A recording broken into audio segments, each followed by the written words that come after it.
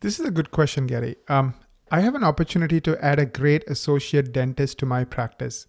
This individual would like to have equity. What steps would you recommend? I love that question.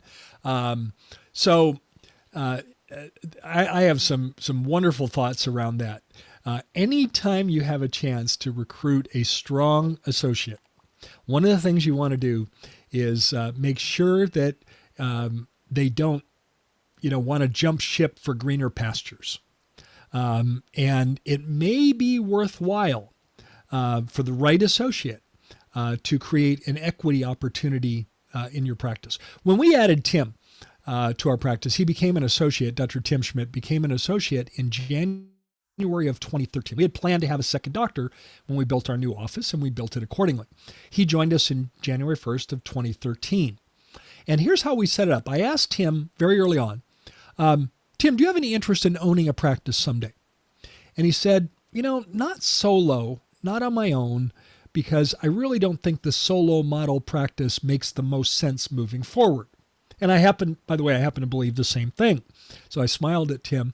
He said, but I would be very interested in having equity. Okay.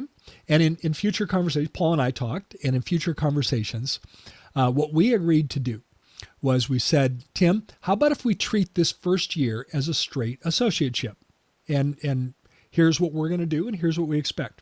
Here's the compensation plan. Here's what it looks like. First year as an associateship.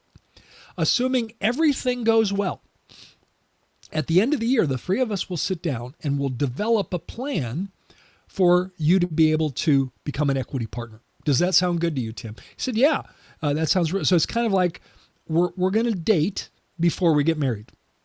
Okay, we're going to date before we get married. And that's exactly what we did. Now, one of the things we did is we evaluated the practice before Tim's entry to the practice.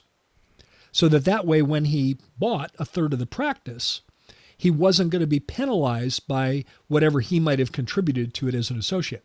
So that's a key detail. Have your practice evaluated before the entry of the associate so that you're not being unfair to the associate. At the end of the year, it was clear that Tim was an amazing fit.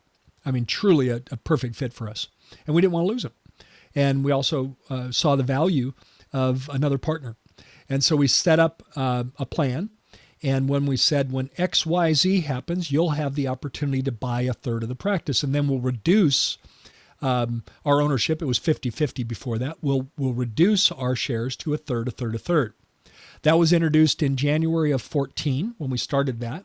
And he earned that by September of 2015. So about 20 months later. And I think that was a pretty quick period for him to be able to prove to us that, he was deserving of equity. And we followed through on the plan, and it worked out extremely well. So there's some steps that I would consider adding. Have the practice evaluated before the entry of the associate. Have a period of time, it doesn't have to be a year, you decide, but have a period of time where you're dating before you get married, and have a specific path leading to equity where that doctor would buy a certain percent of the practice. Now, it doesn't have to be 50% if you're going from solo dentist to a partner. It could be at whatever percentage that the two of you agree on.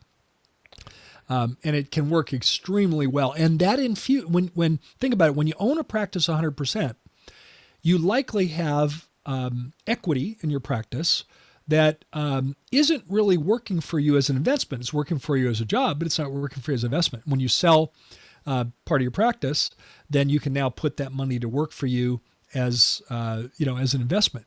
And I love the idea of having another partner that can share some of the some of the challenges, some of the burdens, some of the responsibilities of owning a practice. And, I've had doctors ask me, well, Gary, you used to own 50% of this and now it's only a third. Why would you want to go to a third? And my answer is sometimes a smaller piece of a bigger pie is worth more.